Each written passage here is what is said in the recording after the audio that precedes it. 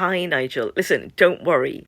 I don't want to talk about this. Although I would state again that when I put a video up on TikTok, literally just showing the posts that some of your elected councillors had put up, it was taken down for violent extremism. Now I want to talk about this. This is so exciting. You know, you're finally laying out what a reform government would do. So I had a look. Oh, and it looks bloody brilliant, right? No income tax for people who earn less than 20,000. You're going to appoint a minister for deportations, ditch net zero, or net stupid, as your friend Richard, known as Dick to everybody, says. Scrap inheritance tax, end war on farmers and pensioners, and drill baby brill. I mean, that sounds incredible. What a life we're going to live. Anyway, I just thought I'd explore it a little bit. I mean, especially, Nigel, as some people are being quite cynical about it. So the income tax, just explain to us then how we are going to pay for stuff if we lose that money.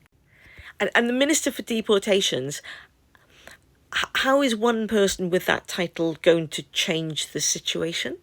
Just a little bit concerned here because, like, the current government have also invested a lot into net zero, which means you're just going to throw that away. And what are we going to do to try to protect, you know, like the coastal towns, like Clacton? You should try it. You should go there, you know, with the rise in sea levels.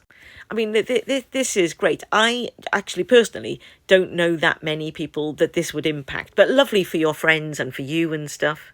Brilliant use of war for you know, on farmers and pensioners, but literally, where is the money coming from? Because we've lost all the tax income as well.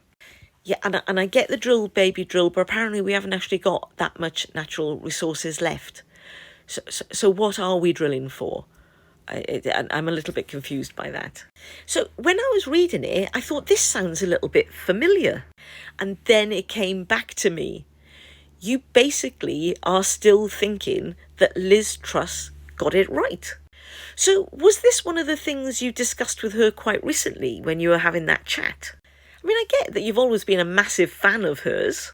And, you know, I know people say that her budget really affected the UK standing in the global community, i.e. they thought all of a sudden we were a bunch of loons that couldn't really control our economy. It's great that you've really stayed faithful to her. So could I ask you now to write another article explaining how you're going to solve the problems that you're going to cause? Because, like, a lot of us are still suffering right now from what Liz Truss did years ago. And a lot of us are still suffering because of the impact of Brexit. So, like, you seem to be like the perfect storm of everything that's gone wrong in the UK. And now you're saying to people, vote for me because I can do even more damage. It's phenomenal. Gosh, when Lee Anderson keeps saying it's a tsunami, he's not wrong, is he? That's what reform would be like. A bloody disaster, as you were.